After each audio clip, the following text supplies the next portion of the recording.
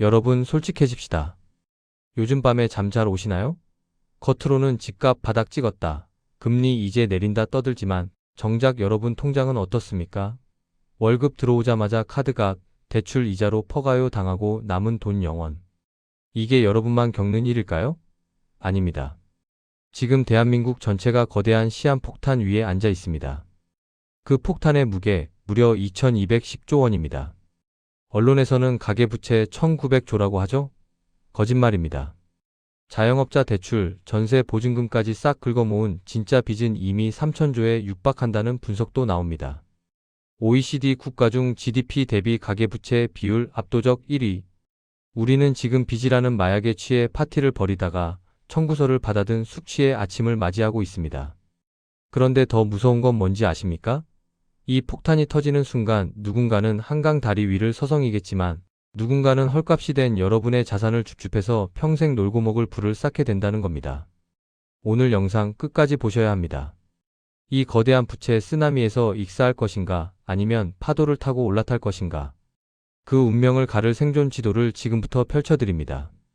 자, 숫자로 팩트 체크 한번 해보죠. 경제활동 인구 한 명당 짊어지고 있는 빚 평균 8천만 원입니다. 나는 빚 없는데? 하시는 분들 안심하지 마세요. 옆집이 무너지면 우리 집 벽에도 금이 갑니다.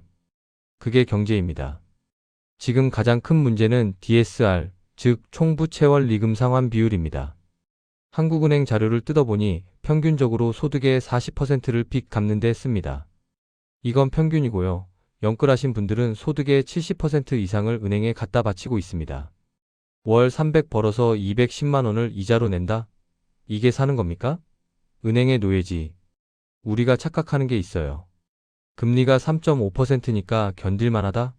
아니요, 시중금리는 5에서 6%입니다. 불과 2년 전 제로금리 시절에 비하면 이자 부담이 두세 배로 폭증했습니다. 이게 무슨 뜻이냐? 여러분이 쓸 돈이 아예 증발했다는 뜻입니다.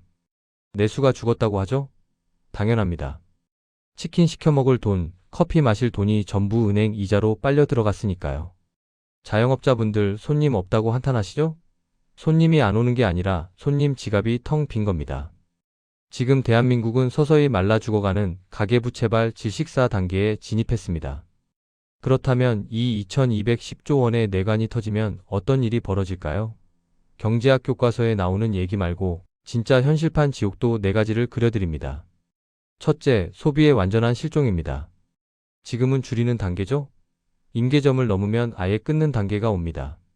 자영업자 줄폐업은 시작에 불과합니다. 내수 기업들의 매출이 박살나고 이는 곧 여러분의 월급 삭감, 구조 조정으로 이어집니다. 월급 빼고 다 오른다는 말 옛말 될 겁니다. 월급도 깎일 테니까요. 둘째, 부동산의 강제 세일 기간이 옵니다. 가장 무서운 시나리오입니다. 지금까지는 집주인들이 이 가격엔 안 팔아 하고 버텼죠? 하지만 은행이 원금 갚으세요 라고 독촉하는 순간, 즉 마진콜이 터지면 버틸 재간이 없습니다. 경매 물건이 쏟아지고 금매가 금매를 부르는 패닉셀링. 부동산 불패 신화? 빚 앞에서는 종이 호랑이입니다. 셋째, 이금융권의 붕괴와 신용경색입니다. 이미 새마을 금고, 저축은행 연체율 심상치 않다는 뉴스 보셨을 겁니다.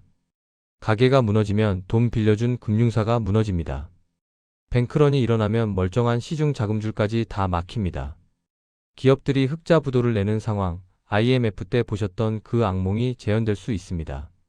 넷째, L자형 장기 침체의 늪입니다. 일본에 잃어버린 30년 남의 얘기 같죠? 빚 갚느라 혁신도 투자도 못하는 좀비 경제. 성장률 0%대가 뉴노멀이 되는 사회. 이게 바로 2210조 부채가 우리에게 청구할 미래의 모습입니다. 자, 여기까지 들으니 가슴이 답답하고 나라 망할 것 같죠? 진짜 부자들은 바로 이 순간 샴페인을 터트릴 준비를 하고 있다는 걸 알려드리기 위해서입니다. 역사적으로 모든 거대한 부의 이동은 부채 위기 직후에 일어났습니다. IMF 때 헐값에 빌딩 산 사람들, 2008년 금융위기 때 주식 쓸어 담은 사람들. 그들이 지금의 재벌이 되고 자산가가 됐습니다. 2210조 원의 부채 폭탄? 뒤집어 말하면 시장에 2210조 원어치의 눈물이, 땡처리 매물이 쏟아진다는 뜻입니다. 거품이 잔뜩 낀 자산 가격이 제자리로 돌아오는 리셋의 순간. 현금을 쥐고 기다린 사람에게는 단군 이래 최대의 박앤세일 기간이 열리는 겁니다. 정부는 지금 스트레스 DSR이니 뭐니 하면서 대출을 조이고 있습니다. 왜일까요? 터지기 직전이라는 걸 알기 때문입니다. 하지만 정부는 집값을 지탱할 힘이 이제 거의 없습니다. 결국 시장 논리대로 흘러갈 겁니다. 우리는 이 흐름을 거스르려 하지 말고 파도 위로 올라타야 합니다. 지금 당장 여러분이 해야 할 행동 지침 딱 3가지만 정리해 드립니다. 첫 번째, 나쁜 빚부터 잘라내십시오. 주식 물타기 한다고 코인 한다고 빌린 신용대출이나 마이너스 통장 지금 당장 정리하세요. 금리가 떨어질 거라는 막연한 기대는 버리십시오. 고금리는 여러분 생각보다 훨씬 오래 갑니다. 현금 흐름을 막는 모든 악성 부채를 태워 없애는 디레버리징이 1순위입니다. 두 번째, 현금이라는 총알을 확보하십시오. 부동산이나 주식? 지금은 공격할 때가 아닙니다. 방어하면서 총알을 모을 때입니다. 예금, 채권, 달러처럼 유동성이 좋고 안전한 자산으로 포트폴리오를 옮기세요. 위기가 터졌을 때 현금 1억은 평소에 10억 가치를 합니다. 남들이 던지는 자산을 주워 담을 수 있는 유일한 무기니까요. 세 번째, 경매와 NPL, 즉 부실채권 공부를 시작하십시오. 앞으로 1, 2년 내에 경매 법원은 미어터질 겁니다.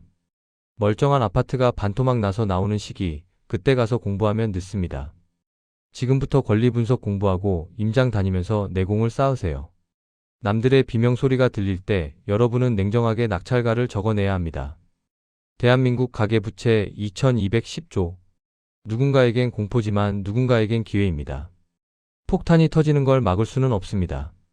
하지만 폭발의 충격을 피해 벙커로 들어갈지 아니면 맨몸으로 맞을지는 여러분의 선택입니다. 저는 앞으로 다가올 이 거대한 경제 파동 속에서 우리 구독자분들이 피해자가 아닌 수혜자가 되길 바랍니다.